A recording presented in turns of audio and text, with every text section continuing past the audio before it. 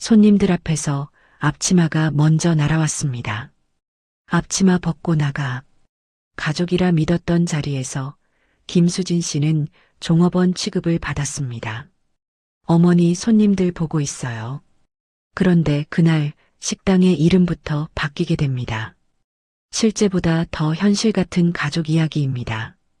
이런 시니어 감성 드라마가 좋으시다면 구독과 좋아요로 응원해주세요. 이제 모든 것이 무너지던 그 순간부터 시작합니다. 점심시간이 한창이던 식당 안은 국밥 끓는 냄새와 숟가락 부딪히는 소리로 가득 차 있었습니다. 30년 넘게 같은 자리를 지켜온 정잔의 기사식당은 오늘도 어김없이 빈자리 하나 없이 들어찼고 김수진은 주방과 홀 사이를 쉴 틈 없이 오가며 주문을 맞추고 있었죠. 국이 넘치지 않게 불을 줄이고 밑반찬 통을 채우면서도 홀에 앉은 손님 숫자를 머릿속으로 세고 있던 김수진의 이마엔 땀이 줄줄 흘러내리고 있었습니다. 그때 박정자가 카운터 뒤에서 걸어 나왔습니다. 손에는 기름때가 묻은 앞치마 한 장이 들려 있었고 박정자의 시선은 곧장 김수진을 향해 꽂혔죠. 홀 한가운데에서 빈 그릇을 치우던 김수진이 고개를 들었을 때 박정자는 이미 두어 발짝 앞까지 다가와 있었습니다. 이것도 제대로 못해? 박정자의 목소리가 식당 전체에 울렸습니다. 손님 열댓 명의 숟가락이 동시에 멈췄고 김수진은 손에 들고 있던 빈 그릇을 내려놓으며 박정자를 바라봤습니다. 무슨 말인지 되묻기도 전에 박정자가 앞치마를 김수진의 얼굴 쪽으로 힘껏 던졌습니다. 구겨진 천이 김수진의 어깨를 스치며 바닥에 떨어졌고 식당 안이 순간 조용해졌죠. 주방에 들어가서 일이나 해. 홀은 내가 볼 테니까. 박정자의 말투는 단호하다 못해 날카로웠습니다. 김수진은 바닥에 떨어진 앞치마를 내려다보다가 천천히 허리를 굽혀 그것을 집어들었습니다. 손가락 끝이 미세하게 떨리고 있었지만 김수진은 아무 말도 하지 않았죠.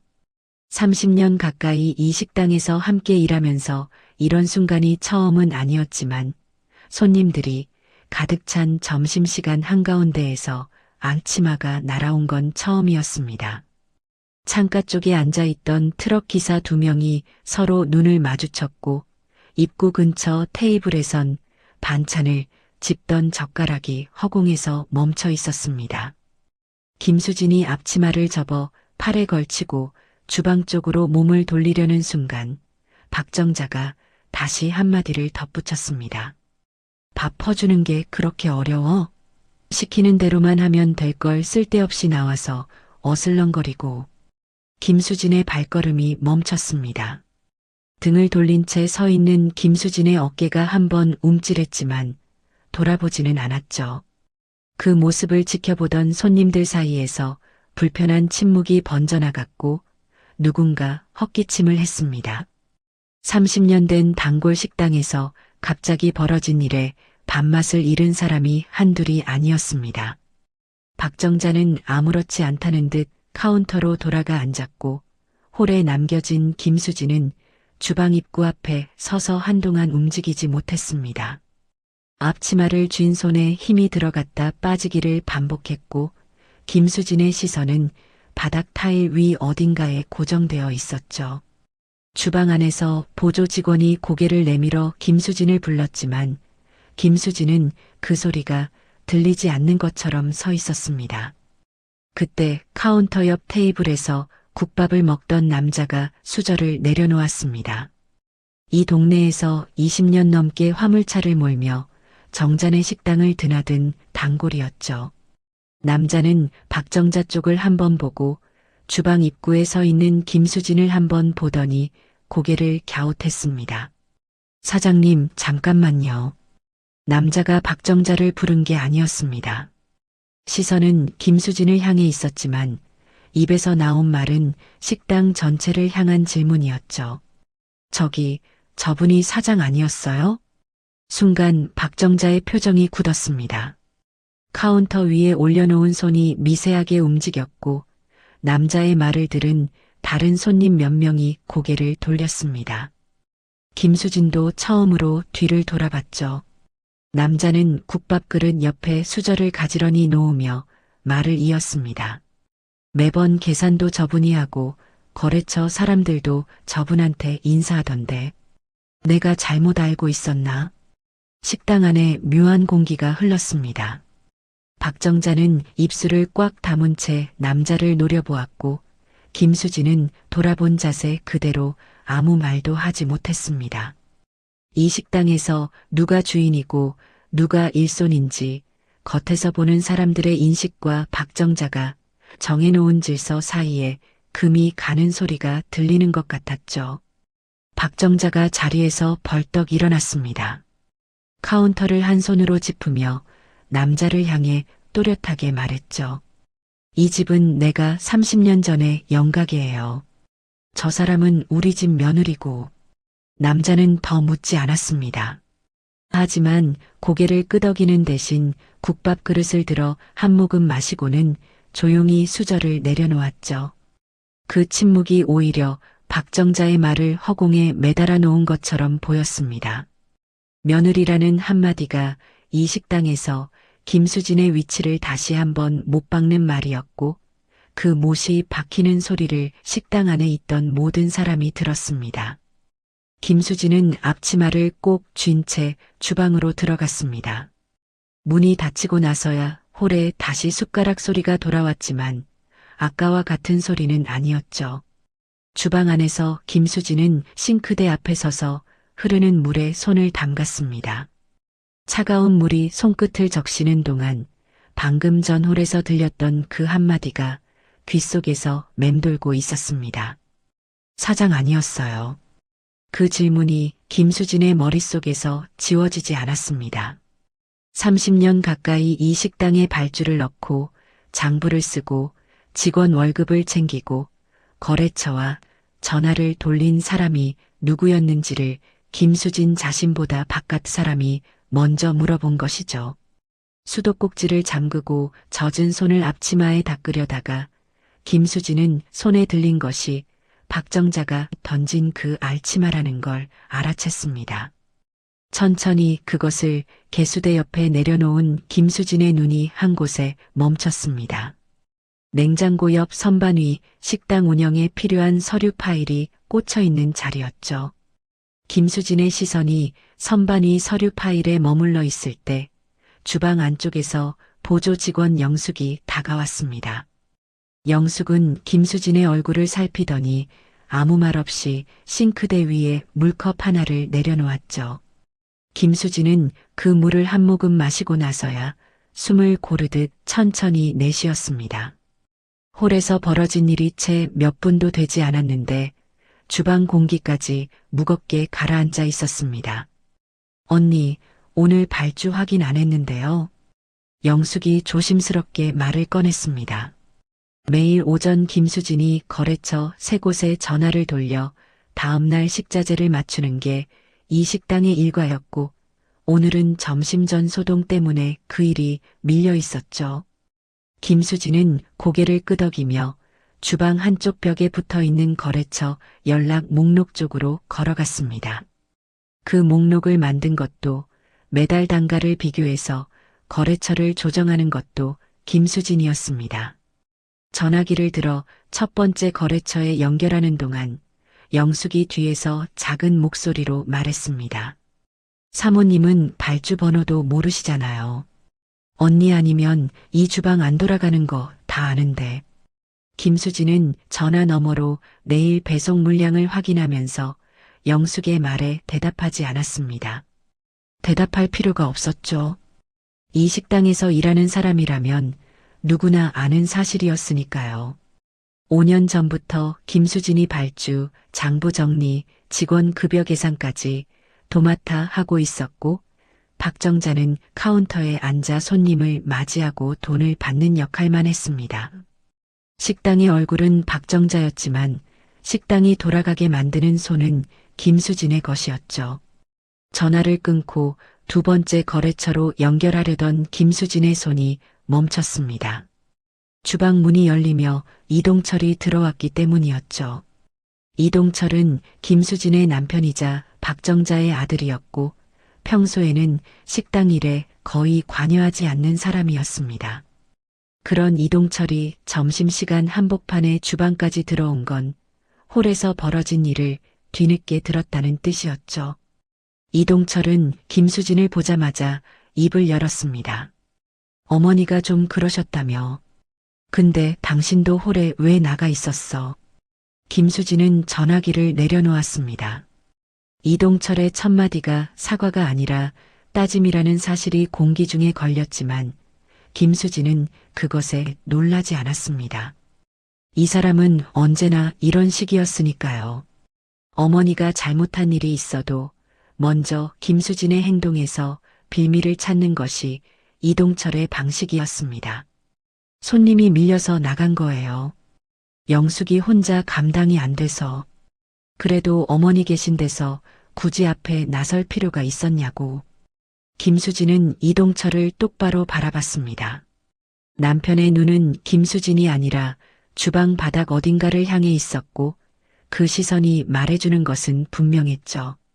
이동철은 엄마와 아내 사이에서 중간을 잡으려는 것이 아니라 갈등이 커지기 전에 김수진 쪽을 먼저 누르려는 것이었습니다. 앞치마를 던졌어요. 손님들 다 보는 데서. 김수진이 낮은 목소리로 말했을 때 이동철의 표정이 잠깐 일그러졌습니다. 하지만 그것은 미안함이 아니라 난처함에 가까운 얼굴이었죠. 이동철은 한 손으로 뒷목을 잡으며 한숨을 내쉬었습니다. 내가 어머니한테 말할게. 근데 당신도 좀 참아. 어머니가 원래 성격이 그렇잖아. 원래 성격이라는 말 한마디가 30년간 쌓인 것들을 전부 자연현상처럼 만들어버렸습니다. 김수진은 더 이상 말을 잇지 않았고 이동철은 그 침묵을 동의로 받아들인 듯 주방을 나갔죠. 문이 닫히고 나서 영숙이 김수진의 등 뒤에서 한마디를 흘렸습니다. 맨날 저러시면서 뭘 말한다는 건지. 김수진은 대답 대신 다시 전화기를 들었습니다. 두 번째 거래처 번호를 누르면서도 손끝이 떨리는 걸 느꼈지만 발주를 미루면 내일 아침 식자재가 빠지고 점심 장사에 차질이 생긴다는 걸 김수진은 누구보다 잘 알고 있었죠. 이 식당이 하루도 빠지지 않고 돌아간 건 박정자의 이름 때문이 아니라 이런 전화 한 통 한 통을 김수진이 놓지 않았기 때문이었습니다. 점심 피크가 지나고 홀이 한산해진 오후 김수진은 직원들 급여 명세를 정리하기 위해 사무공간으로 쓰는 주방 뒤쪽 작은 방에 앉았습니다. 이 방은 냉장고 모터 소리가 벽을 타고 울려오는 좁은 공간이었지만 식당의 모든 숫자가 이 방에서 관리되고 있었죠. 장부 파일을 펼치고 이번 달 직원 4명의 근무 일수를 확인하던 김수진의 귀에 홀 쪽에서 박정자의 목소리가 들려왔습니다. 영숙아, 이번 달 월급 언제 나오는 거야? 영숙이 뭐라고 대답했는지는 들리지 않았지만 그 질문 자체가 김수진의 손을 멈추게 했습니다. 직원 급여일을 정하고 계산하고 통장으로 보내는 사람이 김수진인데 박정자가 영숙에게 월급 날짜를 묻고 있다는 것은 박정자 자신이 그 과정에서 완전히 빠져 있다는 뜻이었죠. 30년 전 이 식당을 열었던 사람은 분명 박정자였지만 지금 이 식당의 실무를 움켜쥐고 있는 사람이 누구인지를 박정자 본인만 인정하지 않고 있었습니다. 잠시 후 박정자가 작은 방 문을 열고 들어왔습니다. 김수진이 장부를 펼쳐놓고 앉아 있는 걸 보더니 박정자는 문틀에 기대선 채로 말했죠. 그거 내려놔. 장부는 내가 볼 테니까. 김수진은 고개를 들어 박정자를 올려다봤습니다. 박정자의 눈에는 아까 홀에서 앞치마를 던질 때와 같은 단단함이 서려 있었고 그 단단함의 바닥에 깔린 것은 주인으로서의 자존심이었습니다. 하지만 김수진은 장부를 덮지 않았죠. 어머니, 이번 달 식자재 단가가 올랐어요. 확인하셔야 할 게 있는데요. 내가 확인할 거 없어. 며느리가 알아서 했으면 됐지. 뭘 또 나한테 보고를 해. 그 말 한마디에 이 관계의 구조가 드러났습니다. 박정자는 김수진에게 모든 실무를 맡기면서도 그것을 위임이 아닌 시킨 일로 규정하고 있었죠. 김수진이 장부를 관리하는 건 능력이 아니라 의무였고 발주를 넣는 건 권한이 아니라 잔심부름이었습니다. 며느리는 일손이라는 박정자의 세계에서 김수진이 아무리 많은 일을 해도 그것은 주인의 자리로 올라가는 계단이 될 수 없었죠. 박정자가 돌아서서 나가려다 멈칫하며 한마디를 더 던졌습니다. 그리고 홀에 나오지 마. 손님들이 헷갈려 하잖아. 아까 단골이 던진 질문을 박정자도 듣고 있었던 겁니다. 사장 아니었어요. 라는 그 한마디가 박정자의 가시처럼 박혀 있었고 그 가시를 빼는 방법으로 박정자가 선택한 건 김수진을 홀에서 지우는 것이었죠. 문이 닫히고 혼자 남은 김수진은 펼쳐놓은 장부 위에 두 손을 올렸습니다. 5년 동안 이 장부를 쓴 건 김수진이었고 그 전에도 점점 박정자의 손에서 빠져나온 일들을 하나씩 주워 담은 것도 김수진이었습니다. 주방 너머로 박정자가 이동철과 나누는 대화 소리가 어렴풋이 들려왔습니다. 정확한 내용은 알 수 없었지만 박정자의 목소리 톤은 단호했고 이동철의 대답은 짧고 낮았죠. 김수진은 그 소리를 들으며 장부 위 숫자들을 다시 내려다봤습니다.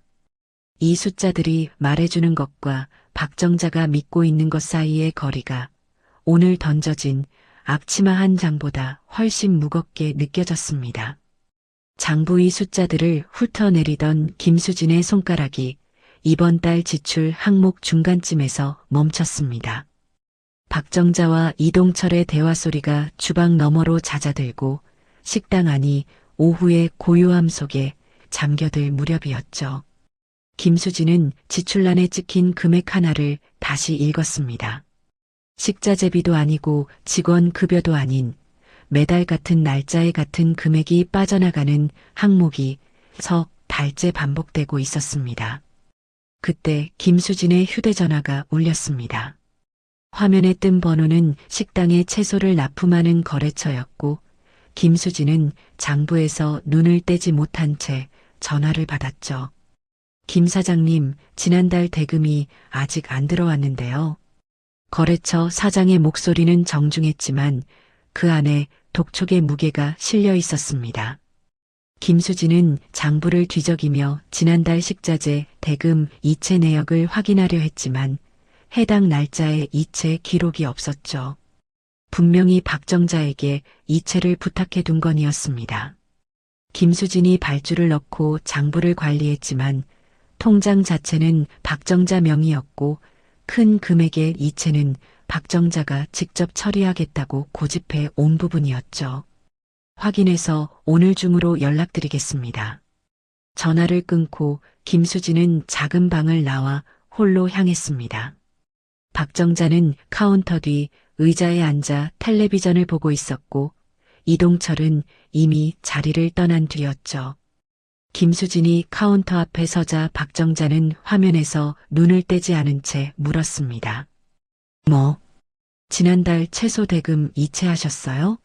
거래처에서 안 들어왔다고 전화 왔는데요. 박정자의 눈이 텔레비전에서 떨어져 김수진을 향했습니다.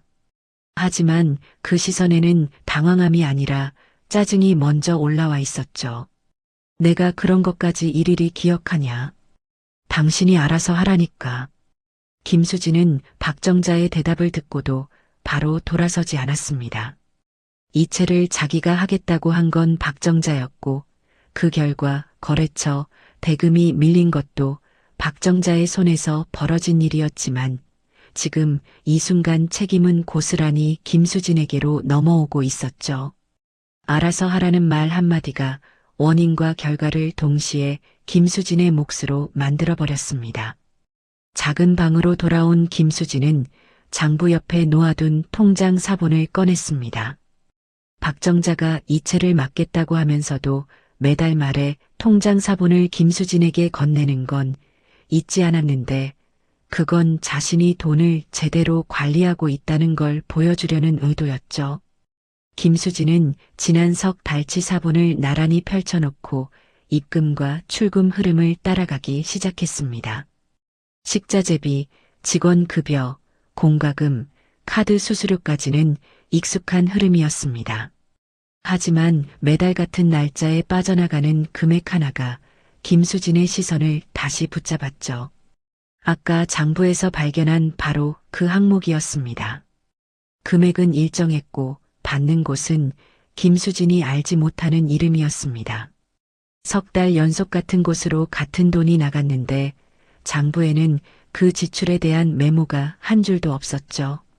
김수진은 계산기를 꺼내 석 달치 해당 금액을 합산해 봤습니다.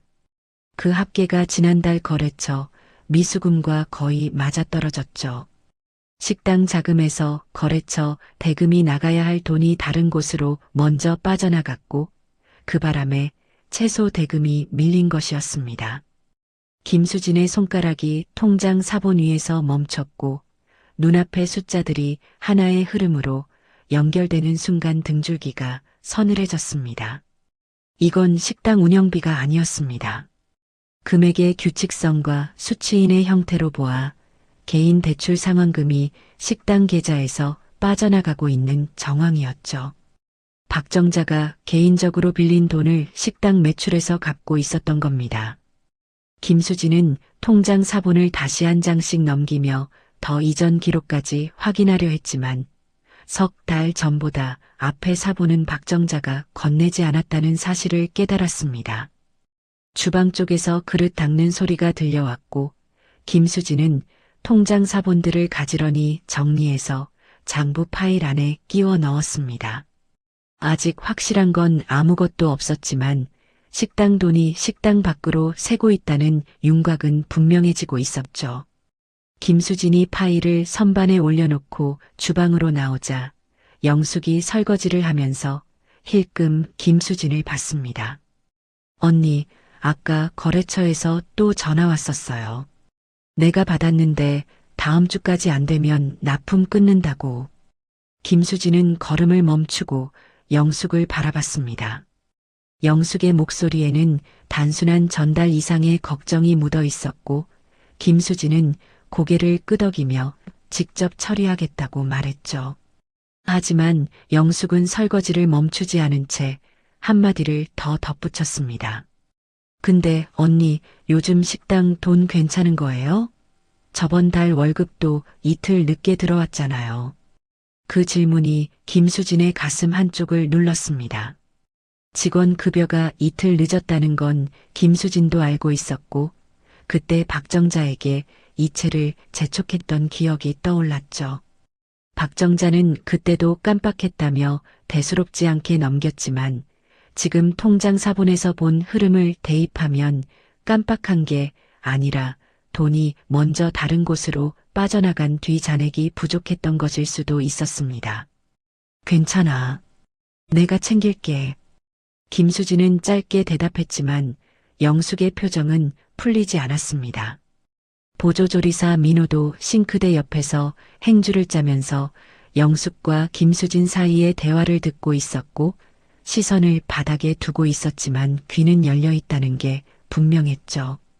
5년 동안 김수진이 직원들의 급여를 한 번도 어기지 않고 챙겨왔기에 이 식당 직원들의 신뢰는 김수진에게 향해 있었는데 지난달에 이틀이 그 신뢰에 처음으로 실금을 낸 셈이었습니다. 저녁 장사 준비를 시작하면서 김수진은 평소처럼 재료 손질에 들어갔습니다. 물을 썰고 파를 다듬으면서도 머릿속에서는 통장 사본의 숫자들이 지워지지 않았죠. 박정자의 개인 대출이 얼마인지, 언제부터 식당 돈으로 갚아왔는지, 이동철은 이 사실을 알고 있는지, 아직 답이 나오지 않은 질문들이 칼질 사이사이로 끼어들었습니다. 홀에서 박정자가 텔레비전 채널을 돌리는 소리가 들려오고 그 평범한 소리가 오늘따라 다르게 들렸습니다. 아침까지만 해도 이 식당에서 김수진의 자리는 일하는 사람이었고 점심에 앞치마가 날아온 뒤로는 모욕당한 사람이 되었죠. 하지만 지금 장부와 통장 사이에서 숫자를 읽어낸 이 순간부터 김수진의 위치는 또 한 번 달라지고 있었습니다. 이 식당에 대해 가장 많이 알고 있는 사람이 동시에 가장 위험한 것을 알아버린 사람이 되어가고 있었죠. 칼을 내려놓은 김수진이 도마 위에 팔을 그릇에 옮기면서 주방벽에 걸린 달력을 올려다봤습니다. 임대 재계약 시기가 다가오고 있었고 그 절차 역시 누군가의 손을 거쳐야 한다는 사실이 김수진의 머릿속 한쪽에 자리를 잡았습니다. 달력에 빨간 동그라미가 쳐진 날짜는 열흘 앞이었습니다. 임대 재계약 통보 기한이었고 김수진은 그 동그라미를 자기 손으로 쳐둔 걸 기억하고 있었죠. 저녁 장사 준비를 마치고 직원들이 잠깐 쉬는 틈을 타서 김수진은 다시 작은 방으로 들어가 선반 위 서류 파일을 꺼냈습니다. 장부 파일 옆에 꽂혀 있던 또 하나의 파일, 식당 계약 관련 서류들이 모여있는 파일이었죠. 표지를 넘기자마자 가장 위에 놓인 서류가 임대차 계약서였습니다. 2년 전 재계약할 때 김수진이 직접 건물주와 만나서 처리한 것이었고 박정자는 그때 무릎이 안 좋다며 나오지 않았죠. 김수진은 계약서 첫 장을 펼쳐 임차인 란을 확인했습니다. 거기에 적힌 이름은 박정자가 아니었습니다. 김수진이었죠. 손가락이 그 이름 위에서 멈췄습니다. 2년 전 재계약 당시 건물주가 기존 계약자인 박정자 대신 실제 운영자 명의로 바꾸는 게 낫겠다고 제안했던 기억이 떠올랐습니다. 그때 김수진은 박정자에게 알려야 한다고 했지만 건물주는 어차피 실무자가 같은 사람이면 서류상 정리 차원이라며 넘겼고 김수진도 그 말에 크게 의미를 두지 않았죠. 박정자에게는 재계약이 잘 끝났다는 말만 전했고 박정자는 그 이상을 묻지 않았습니다. 김수진은 계약서를 한 장 더 넘겼습니다.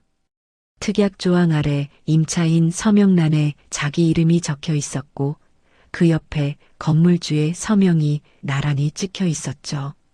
이 계약서가 유효한 한 이 공간을 쓸 법적 권리는 김수진에게 있었습니다. 30년간 이 자리에서 장사를 해온 박정자가 아니라 2년 전 서류 한 장에 이름을 올린 김수진에게 파일을 더 넘기자 위생점검 관련 서류가 나왔습니다. 매년 구청에서 나오는 위생점검 때마다 현장 책임자 확인서에 서명하는 사람이 필요했고 그것도 김수진이 해왔죠. 박정자는 점검관이 올 때면 카운터에 앉아 주인 행세를 했지만 실제 서류에 이름을 쓰고 도장을 찍는 건 늘 김수진의 몫이었습니다. 확인서 3장을 연달아 넘기는 동안 모든 서류의 책임자란에 같은 이름이 반복되고 있었죠. 그 다음 서류는 카드 단말기 등록 확인서였습니다. 3년 전 단말기를 교체할 때 카드사에서 사업자 정보와 실사용자 정보를 따로 요구했고 실사용자란에 김수진의 이름과 연락처가 등록되었죠. 매달 카드 매출 정산 문자가 김수진의 휴대전화로 오는 것도 카드사 상담 전화가 김수진에게 연결되는 것도 전부 위 등록 때문이었습니다. 김수진은 서류들을 책상 위에 나란히 펼쳐 놓았습니다. 임대차 계약, 위생점검 책임자, 카드 단말 등록. 하나하나는 그때그때 필요에 의해 처리한 실무였지만 이렇게 모아놓고 보니 이 식당의 공식적인 고리 대부분이 김수진이라는 이름으로 연결되어 있었죠. 박정자가 30년 전에 세운 간판 아래에서 서류상의 식당은 어느새 김수진의 이름 위에 서 있었습니다. 그 사실이 김수진을 불편하게 만들었습니다. 의도한 적이 없었기 때문이죠. 임대 계약 명의가 바뀐 것도, 위생 점검 서류에 자기 이름을 쓴 것도, 단말기 등록을 자기 이름으로 한 것도 전부 박정자가 하지 않았기 때문에 김수진이 대신한 것이었습니다. 박정자는 서류 따위는 며느리가 알아서 하라는 태도였고, 그 태도가 5년 넘게 쌓이면서 식당의 법적 뼈대가 조용히 김수진 쪽으로 기울어진 것이었죠. 서류 파일 맨 뒤쪽에 접혀있던 종이 한 장이 김수진의 손에 잡혔습니다. 펼쳐보니 3년 전 세무서에 제출한 실무위임 확인서였죠. 사업자 등록은 박정자 명의였지만 세무신고와 관련 업무를 김수진에게 위임한다는 내용이 적혀 있었고 하단에 박정자의 도장이 찍혀 있었습니다. 김수진은 이 서류를 박정자에게 가져갔을 때의 상황을 또렷이 기억하고 있었습니다. 세무서에서 실무자 확인이 필요하다고 해서 도장을 받으러 갔고 박정자는 서류 내용을 읽지도 않은 채 도장을 꺼내 찍으며 말했죠. 이런 건 내가 알아서 해. 나는 그런 거 모르니까. 그 한마디와 함께 찍힌 도장이 지금 이 서류 위에 선명하게 남아 있었습니다. 박정자는 자신이 뭘 위임했는지도 모른 채 도장을 찍었고 그 도장 하나가 세무 업무의 법적 책임과 권한을 김수진에게 넘긴 것이었죠. 김수진은 그때도 단지 일을 처리하기 위해 도장을 받았을 뿐이었지만 결과적으로 이 서류는 박정자가 스스로 실무 권한을 내려놓았다는 공식 기록이 되어 있었습니다. 김수진은 서류들을 다시 파일에 넣으며 한동안 움직이지 않았습니다.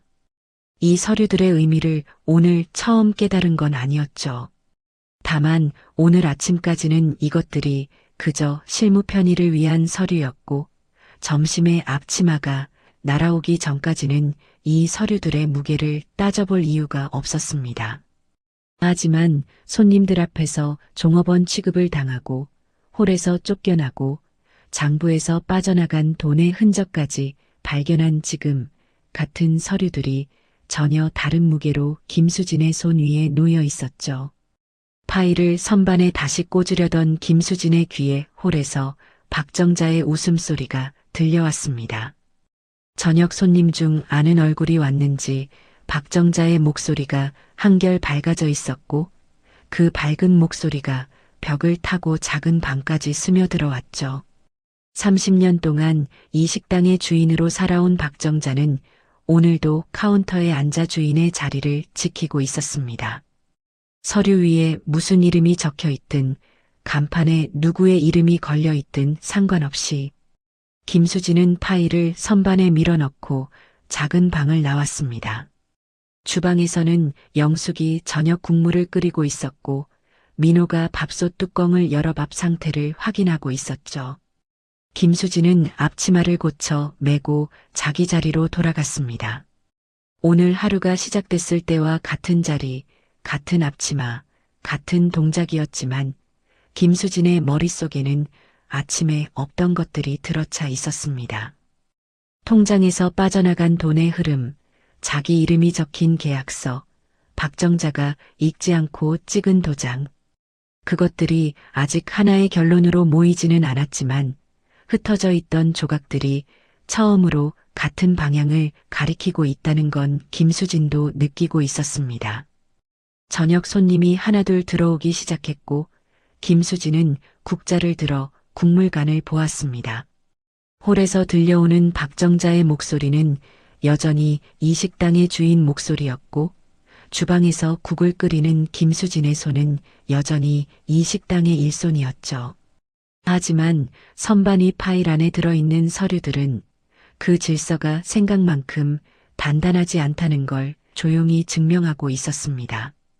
저녁 장사가 끝나갈 무렵 마지막 손님이 나가고 영숙과 민호가 테이블을 닦기 시작했을 때 박정자가 주방 쪽으로 성큼 걸어 들어왔습니다. 평소 저녁 마감 시간이면 카운터에서 계산을 정리하고 먼저 나가던 박정자가 주방까지 들어오는 건 흔한 일이 아니었죠. 김수진이 가스밸브를 잠그고 돌아서자 박정자가 주방 입구를 막아서듯 서 있었습니다. 장부 내놔. 인사도 없이 던져진 말이었습니다. 김수진은 행주를 손에 쥔 채 박정자를 바라봤고 박정자의 얼굴에는 낮에 앞치마를 던질 때와는 다른 종류의 단단함이 올라와 있었죠. 화가 난 게 아니라 무언가를 결심한 사람의 표정이었습니다. 장부요? 이번 달 거 말씀하시는 거예요? 이번 달만 아니라 전부 다. 서류도 같이. 김수진의 손에서 행주가 미끄러질 뻔했습니다. 5년 넘게 장부를 관리하면서 박정자가 장부 전체를 내놓으라고 한 적은 한 번도 없었죠. 통장 사본을 건네받으면서도 자세히 보지 않던 사람이 갑자기 장부와 서류를 전부 요구한다는 건 누군가가 박정자에게 무언가를 말했다는 뜻이었습니다. 어머니, 장부는 제가 내일 정리해서 보여드릴게요. 지금은 마감 중이라서. 내일이 아니라 지금 당장. 그리고 앞으로 장부는 내가 직접 관리할 거야. 박정자의 목소리가 주방 안에 단단하게 박혔습니다. 싱크대 앞에서 그릇을 닦던 영숙의 손이 멈췄고 민호는 홀 쪽으로 슬그머니 빠져나갔죠. 김수진은 박정자의 눈을 들여다보며 이 갑작스러운 요구 뒤에 무엇이 있는지를 읽으려 했습니다. 오후에 통장 사본을 확인한 일을 박정자가 알았을 리는 없었고 그렇다면 다른 이유가 있어야 했죠. 서류까지 다 내놓고 앞으로 식당 일에서 손 떼. 내가 다시 할 테니까. 김수진의 심장이 한 박자 늦게 뛰었습니다. 장부를 내놓으라는 것과 식당 일에서 손을 떼라는 것은 전혀 다른 무게의 말이었죠. 장부 반환은 서류 문제였지만 식당에서 손을 떼라는 건 이 공간에서 김수진을 완전히 밀어내겠다는 선언이었습니다. 김수진은 한 발짝도 물러서지 않은 채 박정자에게 물었습니다. 어머니, 갑자기 왜 이러시는 거예요? 박정자는 대답 대신 주방을 둘러보았습니다. 자기가 30년 전에 이 자리에 들여놓은 조리대, 자기 돈으로 바꾼 환풍기, 자기 손으로 고른 식기들. 그 시선에는 이 모든 것이 자기 것이라는 확인이 담겨 있었고 그 확인이 끝난 뒤에야 박정자가 다시 입을 열었죠. 내 가게에서 내가 주인 행세하는 꼴을 더는 못 보겠어서 그래. 낮에 단골이 던진 질문이 박정자의 안에서 하루 종일 굼고 있었던 겁니다. 사장 아니었어요. 라는 그 한마디가 박정자의 30년을 흔들었고 그 흔들림을 멈추는 방법으로 박정자가 택한 건 김수진의 자리 자체를 없애는 것이었죠. 김수진은 아무 말도 하지 못한 채 서 있었고 그 침묵 사이로 홀 쪽에서 이동철의 발소리가 가까워졌습니다. 이동철이 주방 문을 열고 들어왔을 때 박정자와 김수진 사이의 공기가 이미 팽팽하게 당겨져 있었습니다. 이동철은 두 사람을 번갈아 보더니 박정자 옆에 섰죠. 그 위치 선택이 이미 하나의 대답이었습니다. 수진아, 어머니 말씀 좀 들어. 이동철의 목소리는 낮에 주방에 왔을 때보다 한층 더 정돈되어 있었습니다. 미리 준비한 말이 있다는 뜻이었죠. 김수진은 이동철을 바라보며 무슨 말이 나올지를 기다렸고 이동철은 헛기침을 한 번 하고 나서 입을 열었습니다. 나도 좀 생각을 해봤는데 이 식당 이대로 계속 가기가 쉽지 않아. 건물도 낡았고 동네도 예전 같지 않고. 김수진의 눈이 미세하게 좁아졌습니다. 이동철이 식당 운영에 대해 자기 생각을 말하는 것 자체가 이례적이었고 그 이례적인 말이 방금 박정자의 선언과 같은 타이밍에 나왔다는 건 둘이 이미 이야기를 맞추고 왔다는 뜻이었죠. 그래서 식당을 정리하려고. 프랜차이즈 쪽에서 이 자리에 관심이 있다는 얘기가 있거든. 김수진의 숨이 한 박자 멈췄습니다. 정리한다는 말과 프랜차이즈라는 단어가 연달아 나오는 순간 김수진의 머릿속에서 여러 개의 질문이 동시에 터졌죠. 언제부터 이런 얘기가 있었는지, 누구와 논의한 것인지, 왜 자기는 한마디도 듣지 못했는지. 그게 무슨 소리예요? 프랜차이즈라니 누구한테 들은 거예요? 내 후배 중에 외식업 쪽 하는 사람이 있어. 한번 만나봤는데 조건이 나쁘지 않더라고. 이동철의 말투는 담담했지만 그 담담함 아래에는 이미 방향이 정해져 있다는 확신이 깔려 있었습니다. 김수진은 이동철이 외식업 후배를 만났다는 사실 자체보다 그 만남에 자신이 전혀 포함되지 않았다는 사실에 숨이 막혔죠. 이 식당에 발주를 넣고 장부를 쓰고 거래처를 관리하고 직원 급여를 챙기는 사람이 매각 논의에서 빠져 있었다는 건 실수가 아니라 의도였습니다. 어머니도 알고 계셨어요?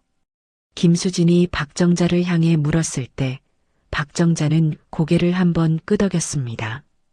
그 끄덕임이 김수진의 가슴을 정확히 눌렀죠.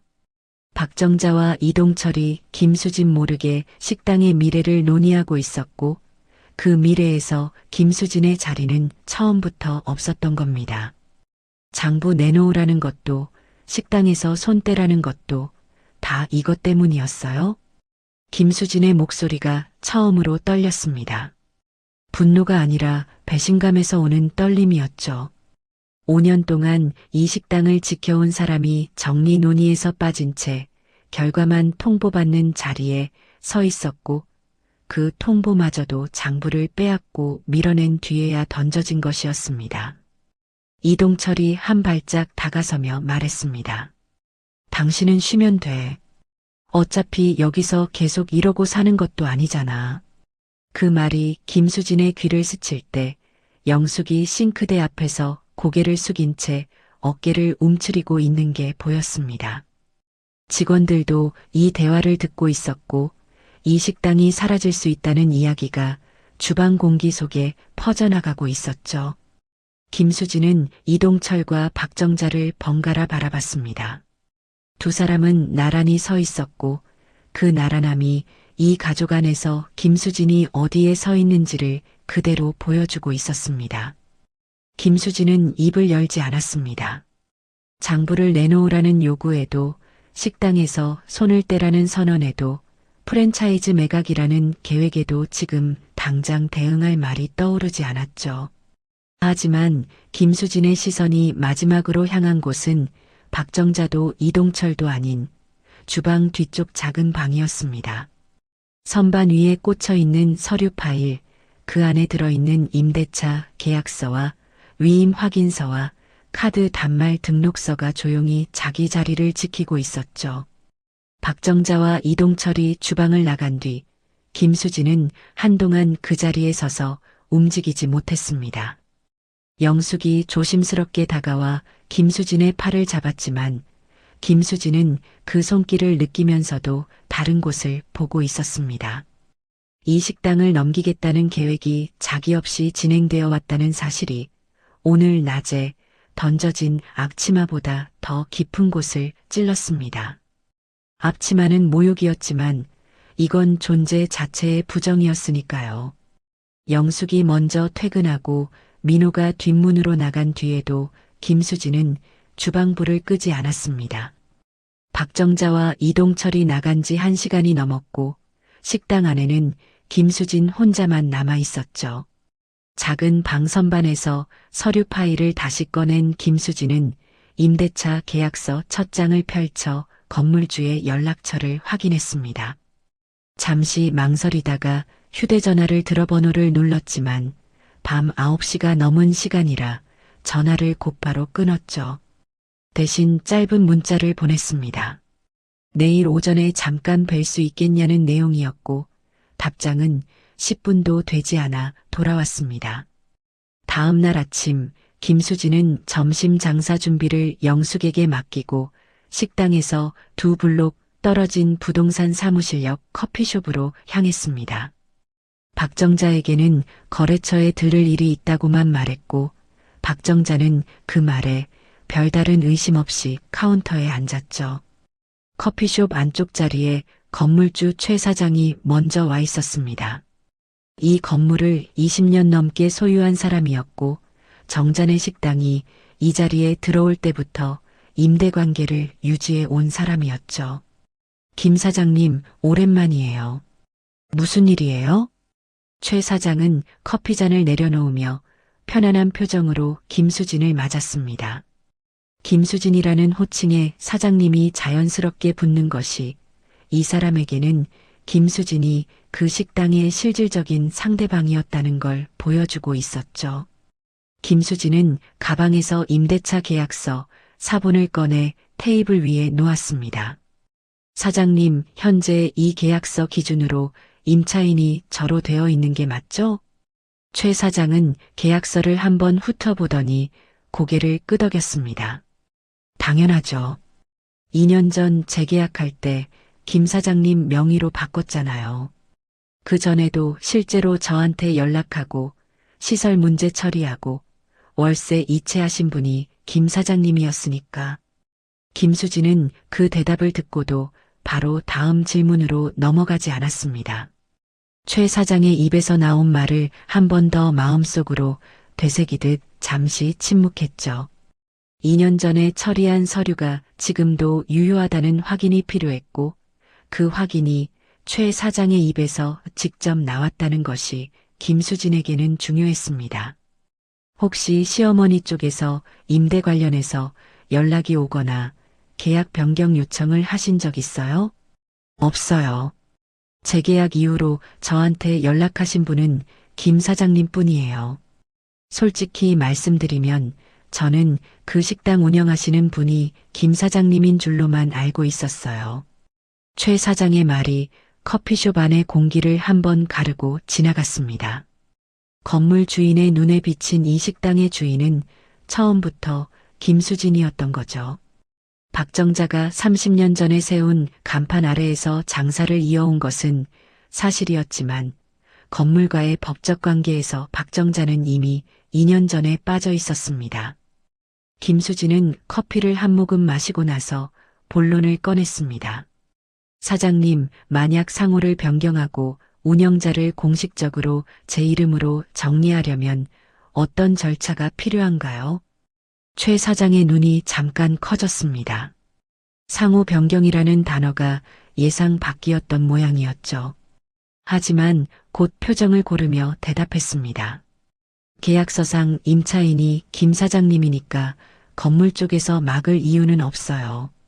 상호 변경은 사업자 등록 쪽 문제니까 세무서랑 구청에서 처리하시면 되고 임대차, 계약 자체는 이미 김 사장님 명의니까 추가로 바꿀 것도 없고요. 김수진은 그 말을 들으며 머릿속으로 절차를 하나씩 정리했습니다. 사업자 등록 명의 변경, 상호 변경 신고, 간판 교체. 그 순서가 머릿속에서 줄을 세우는 동안 최 사장이 한마디를 덧붙였죠. 근데 혹시 식당 매각 같은 얘기가 있는 건 아니죠? 프랜차이즈 쪽에서 이 자리 물어본 적이 있긴 한데 저는 현 임차인 동의 없이는 진행 안 합니다. 김수진의 손이 커피잔 위에서 멈췄습니다. 프랜차이즈 쪽에서 이미 건물주에게까지 접촉했다는 말은 이동철이 후배를 만난 것이 단순한 상담이 아니라 실제 진행 단계에 들어가 있었다는 뜻이었죠. 하지만 최 사장이 현 임차인 동의를 말했고 현 임차인은 박정자가 아니라 김수진이었습니다. 매각은 제가 동의한 적 없습니다. 김수진의 목소리는 낮았지만 흔들림이 없었습니다. 최 사장은 고개를 끄덕이며 알겠다고 했고 추가로 건물 쪽에서도 현 임차인과의 관계를 우선하겠다는 말을 덧붙였죠. 김수진은 최 사장에게 감사 인사를 하고 커피숍을 나왔습니다. 밖으로 나와 식당 쪽으로 걸어가는 동안 발걸음이 어제까지와는 달라져 있었습니다. 어제까지의 김수진은 서류 속에서 자기 이름을 발견한 사람이었지만 오늘의 김수진은 그 이름이 가진 무게를 건물주의 입으로 확인받은 사람이었죠. 식당에 돌아오기 전 김수진은 구청 민원실에 들렀습니다. 상호 변경과 사업자 등록 명의 변경에 필요한 서류 목록을 확인하기 위해서였죠. 창구 직원이 안내한 절차는 복잡하지 않았습니다. 기존 사업자의 폐업 신고와 새 사업자의 개업 신고를 동시에 진행하거나 대표자 변경 형태로 처리할 수 있었고, 김수진이 이미 실무위임 확인서와 임대차 계약서를 갖고 있으니 서류상 어려움은 크지 않을 거라는 설명이었습니다. 김수진은 필요한 서류 목록을 메모한 뒤 구청을 나왔습니다. 점심 전에 식당에 돌아온 김수진은 평소처럼 앞치마를 메고 주방에 들어갔습니다. 영숙이 이미 국물을 올려놓고 있었고, 박정자는 카운터에서 어제와 똑같은 자세로 앉아 있었죠.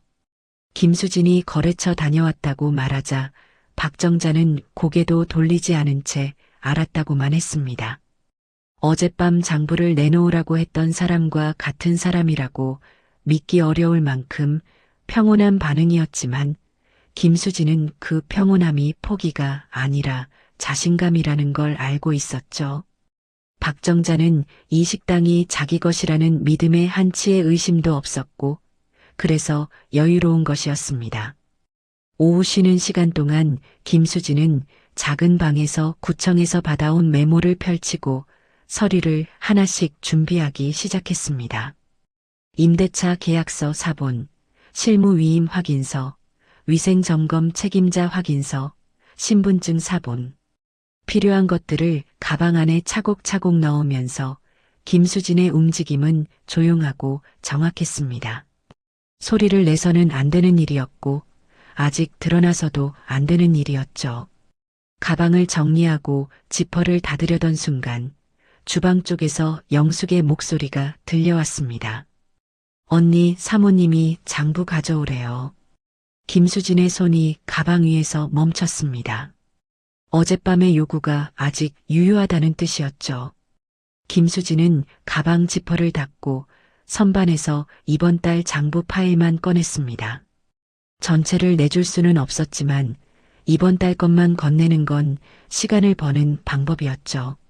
장부를 들고 홀로 나가 박정자 앞에 놓자 박정자는 파일을 열어 숫자들을 훑어보았습니다.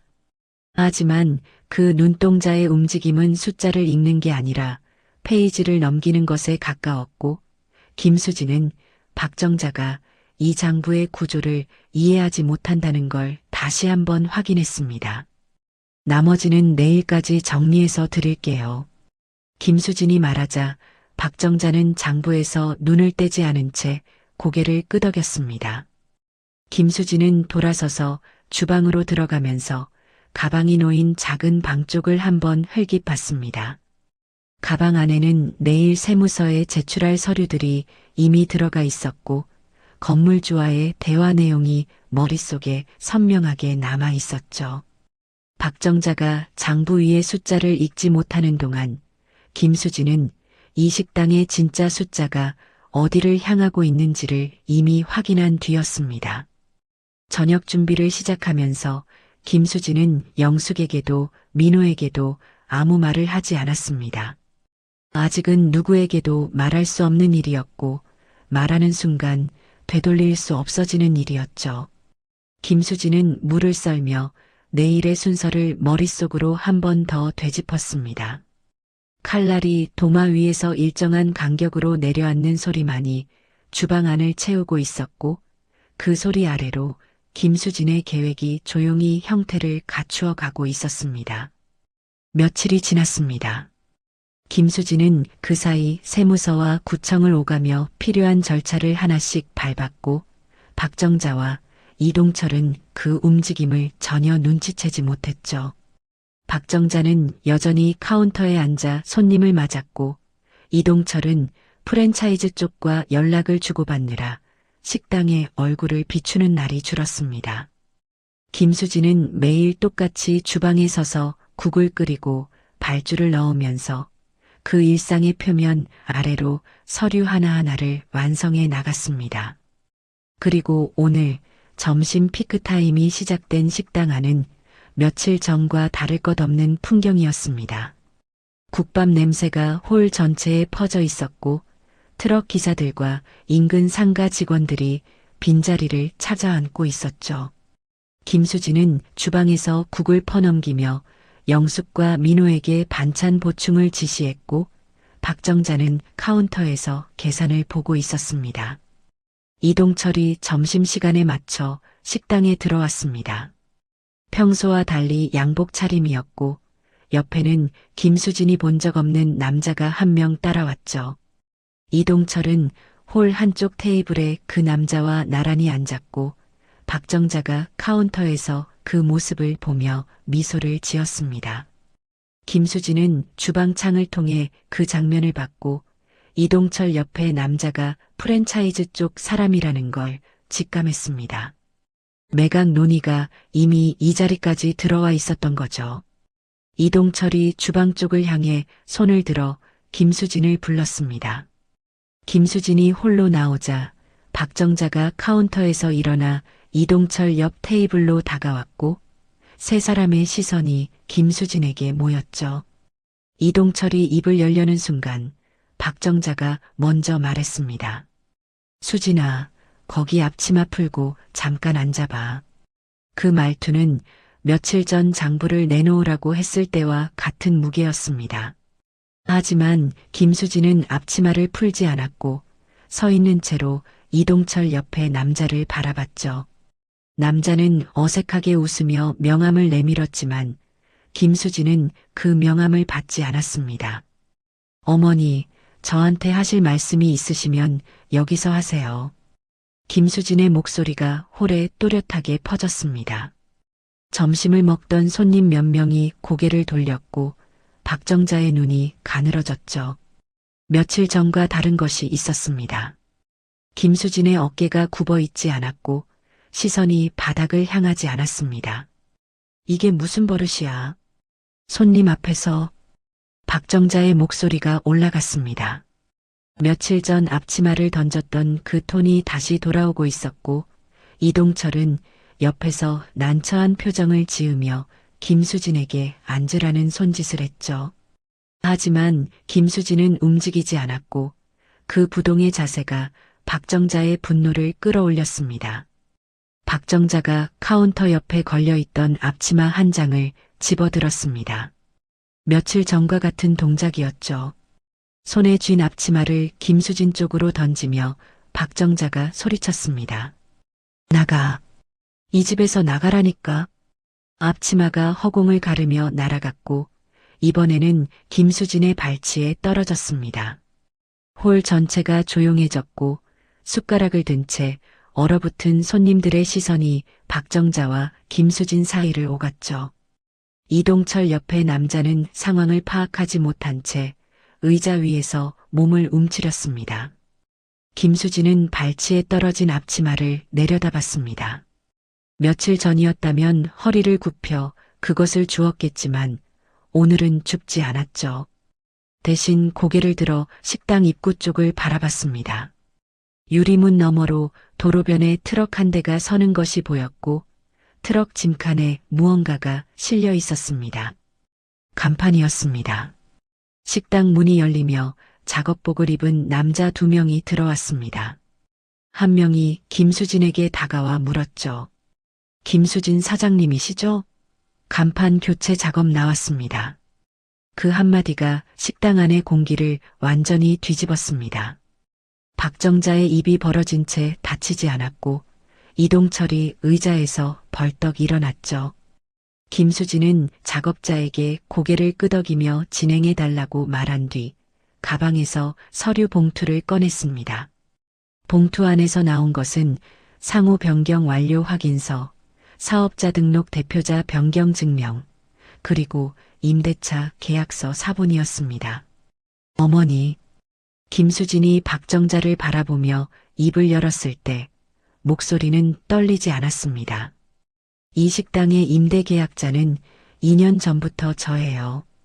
사업자 등록 대표자도 이번 주에 제 이름으로 변경 완료됐고요. 상호도 바뀌었습니다. 박정자의 얼굴에서 분노가 빠져나가고 그 자리를 혼란이 채웠습니다. 이동철이 서류를 낚아채듯 집어들어 읽기 시작했고 한 장 한 장 넘길 때마다 이동철의 표정이 굳어졌죠. 임대차 계약서에 임차인 란에 적힌 이름, 세무서 확인 도장이 찍힌 대표자, 변경 서류, 건물주의 서면 확인서까지. 이동철의 손이 떨리기 시작했습니다. 이게 무슨 짓이야? 어머니 가게를 내가 어떻게 해?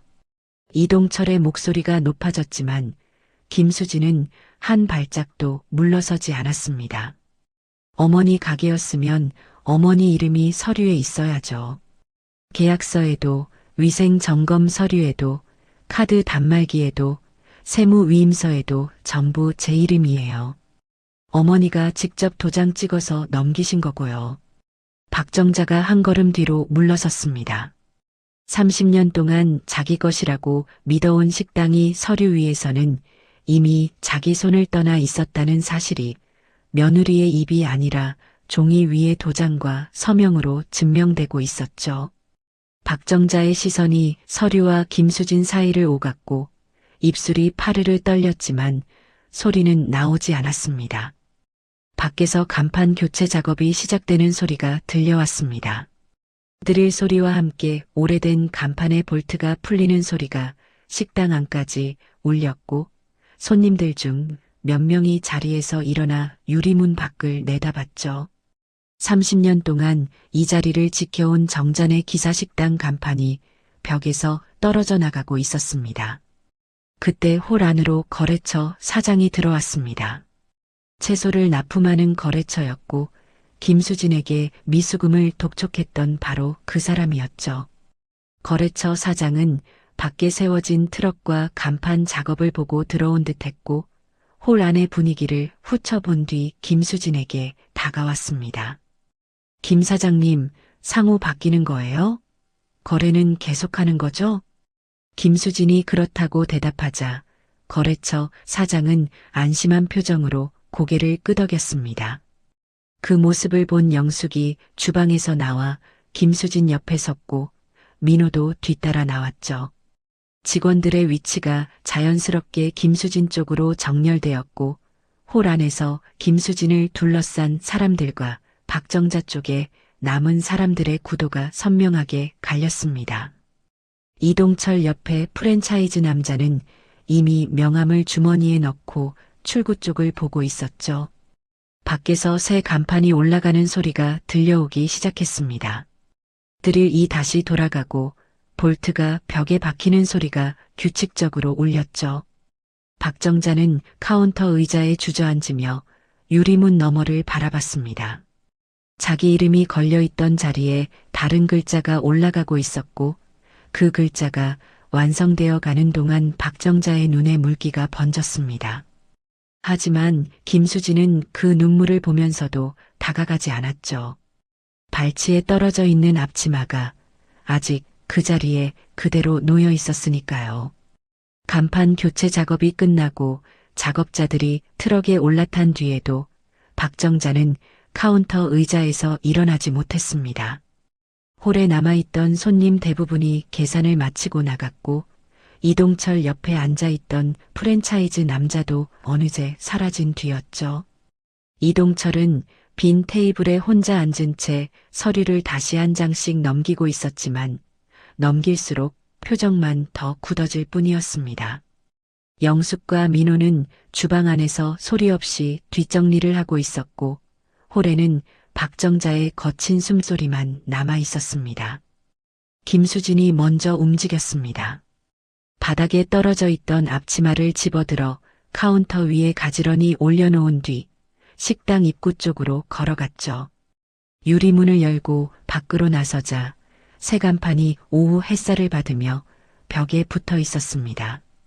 수진이네 밥집이라는 네 글자가 30년 된 건물 외벽 위에서 아직 낯설어 보였고 간판 아래 벽면에는 이전 간판의 볼트 자국이 4개 남아 있었죠. 김수진은 그 자국을 한동안 올려다보다가 천천히 안으로 들어왔습니다. 홀로 돌아온 김수진이 카운터 앞에 섰을 때 박정자는 고개를 숙인 채 두 손을 무릎 위에 올려놓고 있었습니다. 30년 동안 이 카운터 뒤에서 돈을 받고 손님을 맞던 사람이 지금은 자기 자리인지 아닌지를 모르는 사람처럼 웅크려 앉아 있었죠. 김수진은 박정자의 그 모습을 보면서도 곧바로 말을 꺼내지 않았습니다. 이 순간을 서두르면 안 된다는 걸 알고 있었고 박정자가 먼저 고개를 드는 것을 기다렸죠. 한참이 지나서야 박정자가 올려다봤습니다. 눈가가 붉어져 있었지만 눈물이 흘러내리지는 않았고 그 마른 눈물이 오히려 박정자가 30년간 지켜온 자존심의 마지막 조각처럼 보였습니다. 박정자의 입술이 움직였지만 소리가 나오기까지 몇 초가 더 걸렸죠. 내가 세운 가게야. 그 한마디에 분노는 없었습니다. 사실을 확인하려는 것도 아니었죠. 30년이라는 시간이 만든 무게가 그 한 문장 안에 전부 들어 있었고 김수진은 그 무게를 부정하지 않았습니다. 네, 어머니가 세운 가게 맞아요. 김수진의 대답이 조용히 홀에 내려앉았습니다. 박정자의 눈이 미세하게 흔들렸고 예상하지 못한 대답이었다는 게 그 흔들림에서 드러났죠. 김수진은 카운터 옆 의자를 당겨 박정자와 마주보는 자리에 앉았습니다. 어머니가 이 자리에서 30년을 일하신 거 저도 알아요. 근데 어머니, 저도 여기서 거의 같은 시간을 보냈어요. 그런데 저는 한 번도 이 집 사람이 아니었죠. 박정자의 손이 무릎 위에서 움켜쥐어졌습니다. 김수진은 그 손을 보면서 말을 이었죠. 앞으로 이 식당은 제가 운영합니다. 간판도 바뀌었고 서류도 정리됐어요. 하지만 어머니가 여기서 일하고 싶으시면 그건 막지 않을 거예요. 박정자의 고개가 살짝 들렸습니다. 쫓아내겠다는 말이 나올 거라 예상했는지 김수진의 말에 의외라는 표정이 스쳤죠. 김수진은 박정자의 반응을 확인하고 나서 한마디를 더 붙였습니다. 다만 한 가지는 분명히 할게요. 여기서 일하시는 건 괜찮지만 아까 같은 일은 다시 없어야 해요. 앞치마를 던지는 일도 손님 앞에서 소리 지르는 일도요. 박정자의 입술이 떨렸습니다. 반박하려는 것인지 삼키려는 것인지 알 수 없는 떨림이었고 결국 박정자는 아무 말도 하지 못한 채 고개를 돌려 유리문 너머를 바라봤죠. 새 간판이 보이는 쪽이었습니다. 자기 이름이 내려간 자리에 며느리의 이름이 올라가 있는 풍경을 박정자는 카운터에 앉은 채로 처음 마주하고 있었습니다.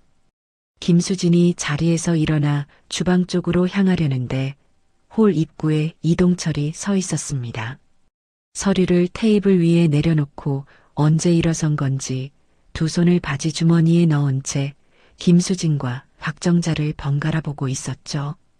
김수진과 눈이 마주치자 이동철의 시선이 바닥으로 내려갔습니다. 수진아. 이동철의 목소리는 며칠 전 주방에서 어머니 편을 들 때와 달리 낮고 갈라져 있었습니다. 한 발짝 다가온 이동철이 입을 열기까지 오랜 시간이 걸렸고 그 시간 동안 김수진은 기다리지도 재촉하지도 않았죠. 미안하다. 두 글자가 홀 안에 떨어졌습니다. 김수진은 이동철을 바라봤습니다. 그 사과가 진심인지 상황이 뒤집힌 뒤에 나온 패배의 말인지를 분별하려는 듯한 시선이었죠. 이동철은 그 시선을 받으며 고개를 숙였습니다. 내가 중간에서 제대로 못한 거 안다. 어머니 편만 들고 당신한테는 참으라고만 하고. 김수진은 오랫동안 이동철을 들여다봤습니다. 이 사람의 사과를 기다렸던 적이 있었는지를 스스로에게 물어보는 것 같은 침묵이었죠. 그리고 천천히 입을 열었습니다. 고마운데 그 말로 되돌아가지는 않아요. 이동철의 어깨가 내려앉았습니다. 되돌아가지 않는다는 말이 이혼이나 결별을 뜻하는 것인지를 묻고 싶어하는 표정이었지만 김수진은 더 설명하지 않았죠.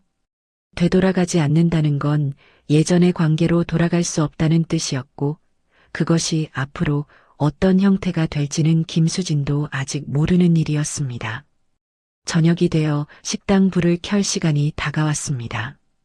영숙이 주방에서 조심스럽게 고개를 내밀어 김수진에게 준비를 시작할지 물었고 김수진은 고개를 끄덕이며 주방으로 들어갔죠. 평소와 같은 시간에 평소와 같은 순서로 국물을 올리고 밥솥을 확인하는 김수진의 움직임은 어제와 다르지 않았습니다. 달라진 건 바깥에 걸린 간판뿐이었고 그 간판 아래로 저녁 손님이 하나둘 들어오기 시작했죠. 박정자는 카운터에서 일어나 식당 밖으로 나갔습니다. 김수진이 주방 창 너머로 본 박정자의 뒷모습은 새 간판 아래에서 한동안 멈춰 서 있었습니다. 안으로 들어오지도 돌아서 가지도 못하는 사람의 자세였죠.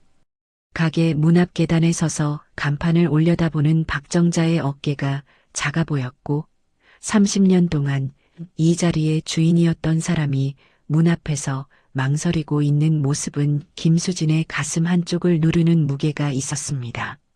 몇 분이 지나서 박정자가 문을 열고 들어왔습니다. 카운터로 가지 않고 홀 구석 빈 테이블에 앉았죠. 주인의 자리가 아닌 손님의 자리였습니다. 영숙이 물컵을 가져다 박정자 앞에 놓았고 박정자는 아무 말 없이 물을 한 모금 마셨습니다. 김수진은 주방에서 국자를 들고 국물관을 보면서 홀 쪽을 한번 봤습니다. 이동철은 아까와 같은 테이블에 앉아 창밖을 보고 있었고 박정자는 구석 자리에서 물컵을 양손으로 감싸쥐고 있었죠. 이 식당 안에 세 사람이 함께 있었지만 각자가 앉은 자리 사이의 거리는 어제까지와 전혀 다른 거리였습니다. 같은 공간에 존재하되 예전의 자리로 돌아가지 않는 사람들. 그 사이를 메우는 것은 화해도 결별도 아닌 아직 이름 붙일 수 없는 어떤 것이었습니다. 저녁 첫 손님이 문을 열고 들어와 새 간판을 가리키며 물었습니다. 여기 가게 바뀐 거예요? 김수진이 주방 창 너머로 대답했습니다. 밥은 그대로예요. 들어오세요. 손님이 자리에 앉았고 주문이 들어왔고 국이 끓기 시작했습니다. 간판은 바뀌었지만 국밥 끓는 냄새는 어제와 같았고 그 냄새 사이로 홀에 앉아 있는 세 사람의 침묵이 식당 안을 조용히 채우고 있었습니다. 균열은 남았지만 무너지지는 않은 자리, 함께 이돼 예전이 아닌 자리. 그 자리 위로 저녁 불빛이 내려앉고 있었습니다. 결국 간판보다 먼저 바뀐 건 사람의 자리였습니다. 오늘 이야기가 마음에 남으셨다면 다음 이야기에서 다시 만나겠습니다. 끝까지 시청해 주셔서 감사합니다.